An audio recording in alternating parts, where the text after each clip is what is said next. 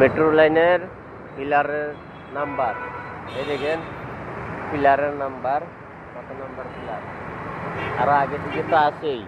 এখন আমরা যাব, বাইকটা ওই এক রুটের থেকে আরেক রুটে পার্ক করছি। দেখেন কত গাড়ি ঘোড়ার আওয়াজ কিভাবে যাচ্ছে, দেখেন দেখলেন,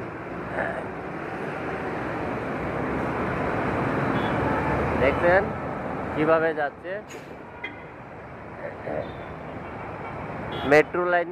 কিন্তু এখানে কিন্তু ডবল লাইন, একটা দিয়ে আসার আর একটা দিকে যাওয়ার। আবার এই যে সামনে দেখেন মেট্রো স্টেশন চলে আসলো, 1 কিলোমিটার দূরে দূরে স্টেশন পাবেন। মেট্রো স্টেশনটা 1 কিলোমিটার দূরে দূরে, এটা কিন্তু মেট্রো স্টেশন।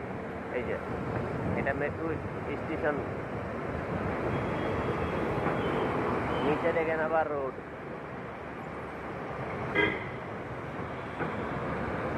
এটা কিন্তু কেরালা এর্নাকুলাম ডিস্ট্রিক্টে আছে, যেহেতু এর্নাকুলাম ডিস্ট্রিক্টে মেট্রো আছে, আর না হলে কোনো জায়গাতেই নেই।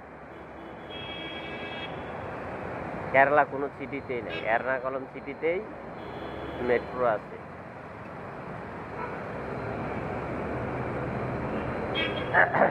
এটাও আবার অন্য দিকে চলে গেছে, আমরা এই দিকে যাচ্ছি।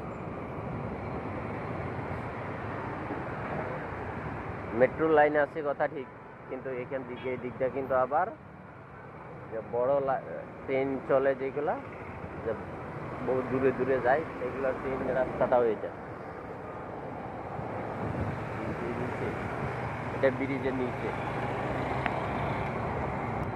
জায়গাটা দেখেন তো কতটুক জাম, মানুষ কিন্তু কম দেখা যায়, কিন্তু গাড়ি বেশি চলে, গাড়ি বেশি চলে, মানুষের থেকে বেশি সংখ্যা গাড়ি, কারণ একজনের 2টা 3টা করে গাড়ি থাকে।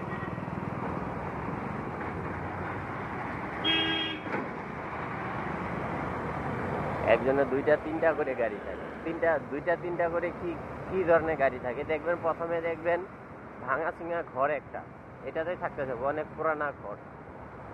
1 বছর 1.5 বছর 2 বছর পরে দেখবেন, চলে আসবেন, আসার পরে দেখবেন যে এই ঘরটা নাই, পুরানা ঘর যেটা ছিল সেটা ভাঙলো, ভাঙার পরে নতুন করে ঘর বানাইছে।